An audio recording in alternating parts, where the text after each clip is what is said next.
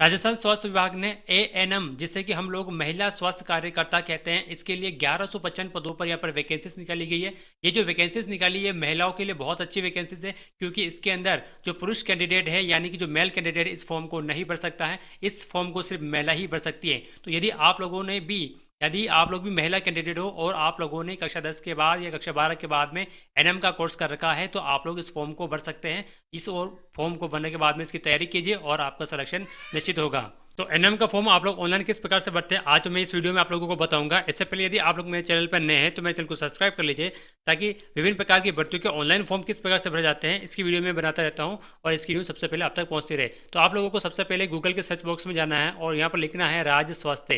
राज्य स्वास्थ्य लिख के आप लोग इसे सर्च करोगे तो इस प्रकार ऑप्शन आपके सामने ओपन हो जाएगा। यहाँ पर आपको सबसे फर्स्ट वाला ऑप्शन दिखाई दे रहा होगा, मेडिकल हेल्थ वाला। इस वाले ऑप्शन आपको सिंपली क्लिक करना है। इस पर क्लिक करने के बाद इस तरह का पेज, जो कि ऑफिशियल वेबसाइट है चिकित्सा विभाग राजस्थान की, इस तरह का पेज आपके सामने ओपन हो जाएगा। अब देखिए यहाँ पर सबसे ऊपर लिखा हुआ है एनएम और असिस्टेंट रेडियोग्राफर और लैब असिस्टेंट और रेडियोग्राफर के फॉर्म अभी स्टार्ट नहीं हुए हैं। फिलहाल एनएम के फॉर्म यहाँ पर चालू हो चुके हैं। तो इसकी जो विकसित आपकी, यदि आप लोग इसकी डिटेल पढ़ना चाहते हैं, इस फॉर्म की डिटेल पढ़ना चाहते हैं, विज्ञप्ति पढ़ना चाहते हैं, तो इस पर क्लिक करके इसको डाउनलोड कर सकते हैं। यहाँ पर हम लोग बात करेंगे इसका ऑनलाइन फॉर्म किस प्रकार से बनना है। तो देखिए सबसे पहले लिखा हुआ है apply online form for only ANM. तो एनएम पर रिक्वायरमेंट 2022 इस वाले ऑप्शन पर क्लिक करना है। तो सबसे पहले ये कुछ दिशा निर्देश दिए गए हैं, इस दिशा निर्देश को आप लोग एक बार अच्छी तरह से पढ़ लेना है और पढ़ लेने के बाद में यहाँ पर एग्री वाला ऑप्शन दिखाई दे रहा होगा, इस एग्री वाले ऑप्शन पे क्लिक करना है। अब देखिए यहाँ पर आप लोगों के मोबाइल नंबर डालना है। तो मोबाइल नंबर आप लोग ध्यान रखना है, आपके पास में जो परमानेंट मोबाइल नंबर वही मोबाइल नंबर डालें। मोबाइल नंबर डालने के बाद में आप लोगों को रिक्वेस्ट ओटीपी इस पर क्लिक करना है। आपके इस मोबाइल नंबर पर एक ओटीपी जाएगा, यहाँ पर ओके पर क्लिक कर देना है। अब आपके मोबाइल पर जो ओटीपी आया है वो ओटीपी आप लोगों को यहाँ पर टाइप कर देना है। ओटीपी आ चुका है, ओटीपी यहाँ पर मैं टाइप कर देता हूँ। ओटीपी टाइप करने के बाद में आपको सेव एंड नेक्स्ट वाले ऑप्शन पर क्लिक करना है।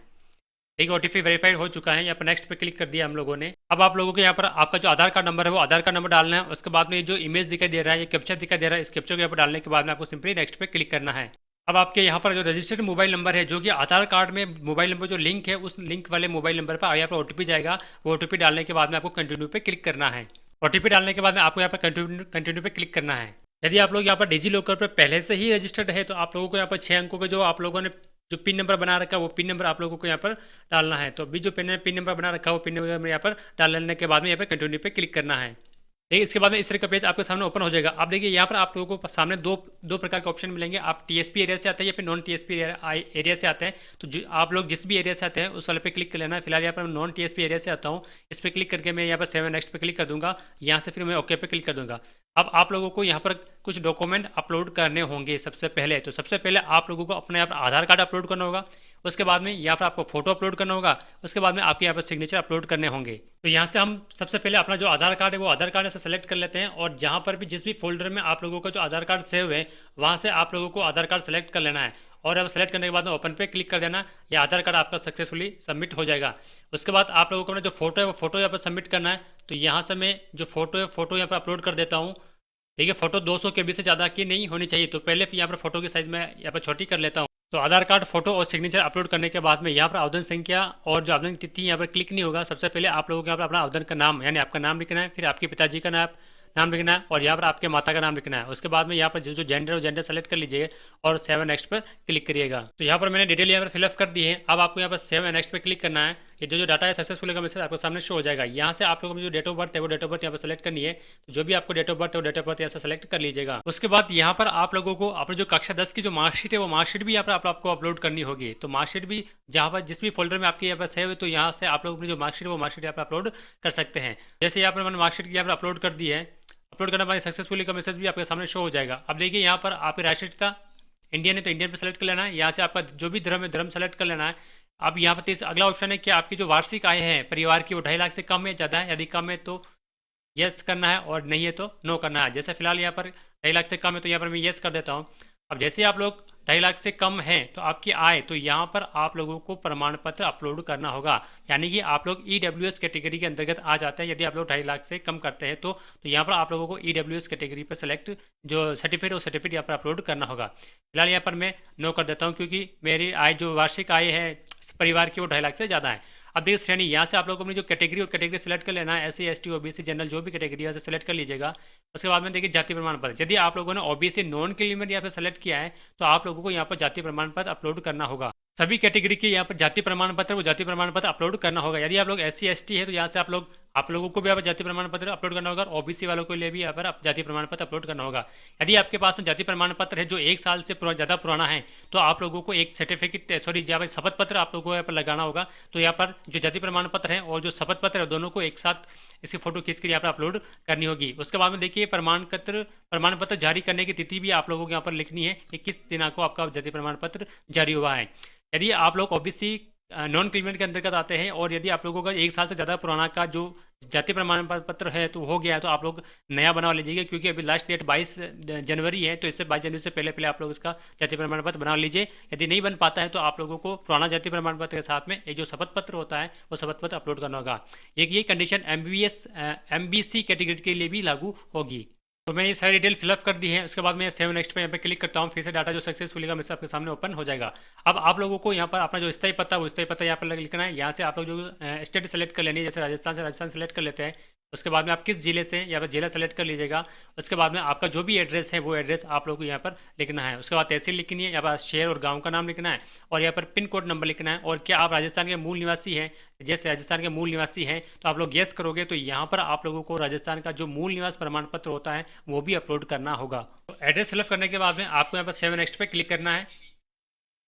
उसके बाद में यहाँ पर आप लोगों को ईमेल आईडी डालना जरूरी है। देखिए ईमेल आईडी और मोबाइल नंबर दोनों ही डालना यहाँ पर जरूरी है। ईमेल आईडी भी आपके वेरीफाई होगा, तो जो भी आपके पास में ईमेल आईडी वो ईमेल आईडी यहाँ पर आप लोग डाल लीजिएगा। उसके बाद में आप मैरिड या अनमेरिड है, तो फिलहाल यहाँ पर मैरिड तो मैरिड लिख देते हैं। यहाँ पर आप लोगों को शादी की दिनांक भी आप लोगों को यहाँ पर लिखनी होगी।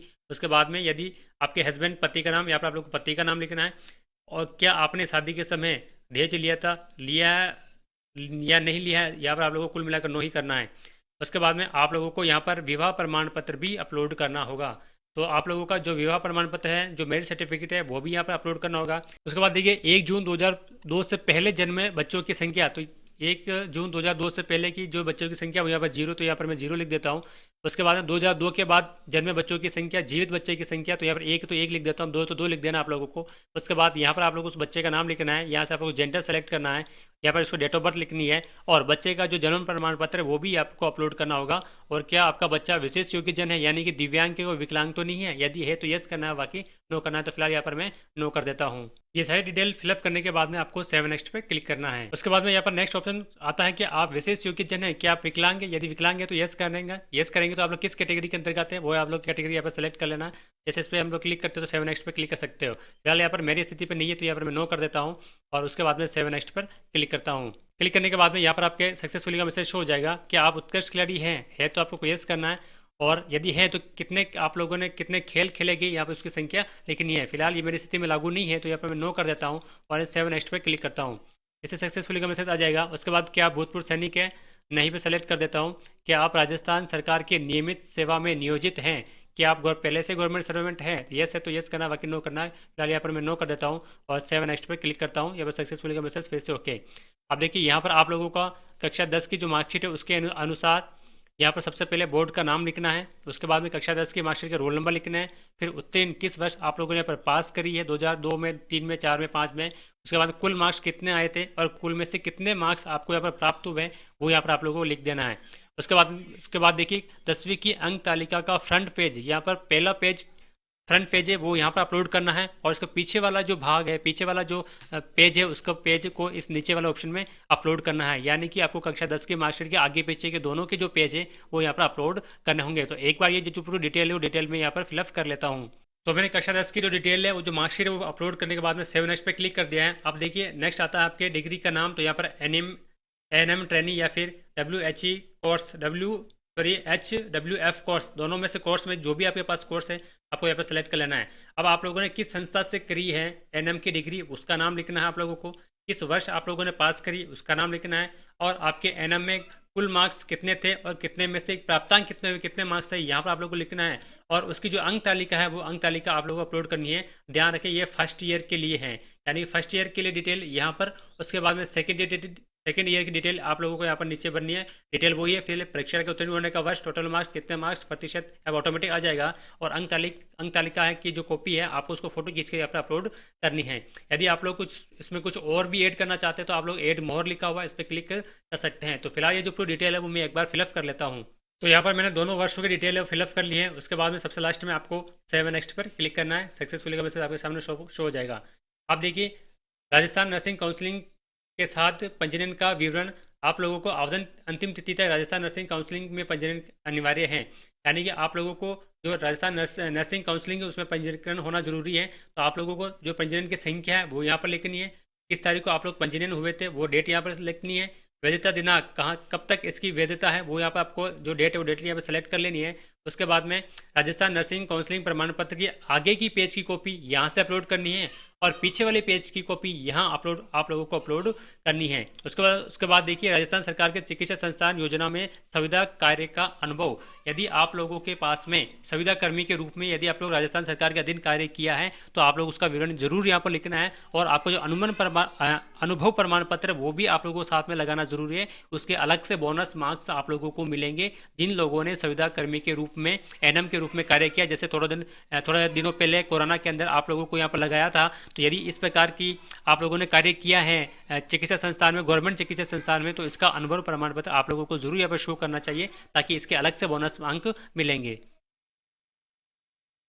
अब जैसे यहाँ पर मैंने अनुभव प्रमाण पत्रों की संख्या यहाँ पर मैं 1 लिखता हूँ, तो अब आपको अनुभव प्रमाण पत्र यहाँ पर अपलोड करना होगा। जो भी आपका अनुभव प्रमाण पत्र है वो यहाँ से आप उसको अपलोड कर सकते हैं। तो जैसे यहाँ पर फिलहाल मैंने यहाँ पर अपलोड कर दिया है, सक्सेसफुली अपलोड हो चुका है।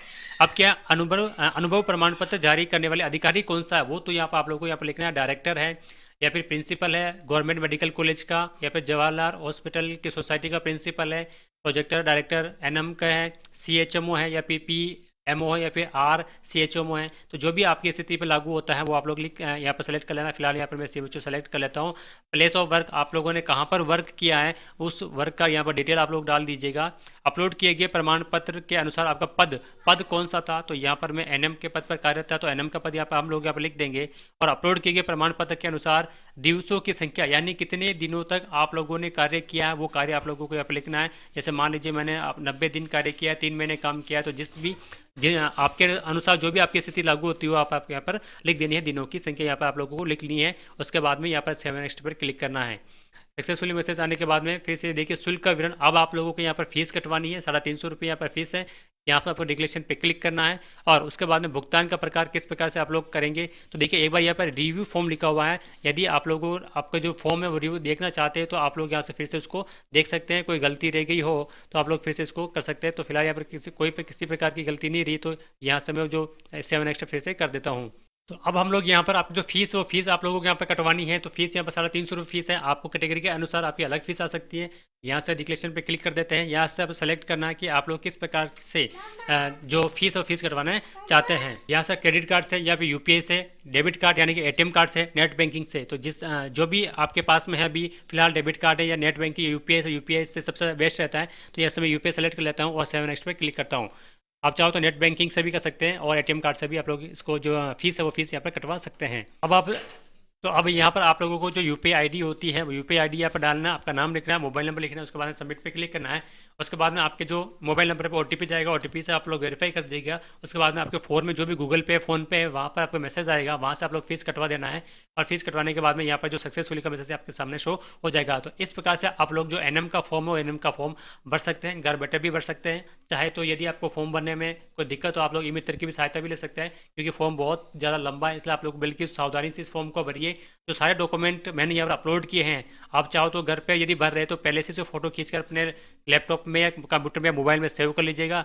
और यदि आप लोग ई-मित्र के पास जा रहे हैं तो आप लोग ये सारे डॉक्यूमेंट साथ में लेके जाना, क्योंकि सारे डॉक्यूमेंट जो है इसमें अपलोड हो गए, स्कैन होकर अपलोड हो गए। तो इस प्रकार से आप लोग जो NM की जो भर्ती है और आपके पास में इसका फॉर्म भरना चाहते हैं तो इस प्रकार से आप लोग उसको फॉर्म भर सकते हैं। यदि वीडियो अच्छी लगी तो लाइक करना, उसको शेयर करना। और यदि आप लोग मेरे चैनल पर पहली बार आए तो मेरे चैनल को सब्सक्राइब कर लीजिए, ताकि विभिन्न प्रकार की भर्तियों के ऑनलाइन फॉर्म किस प्रकार से भरे जाते हैं इसकी वीडियो मैं यहाँ पर आपको बनाता रहता हूँ। तो इसकी जो न्यूज़ है वो सबसे पहले आप तक पहुँचती रहे। Thank you.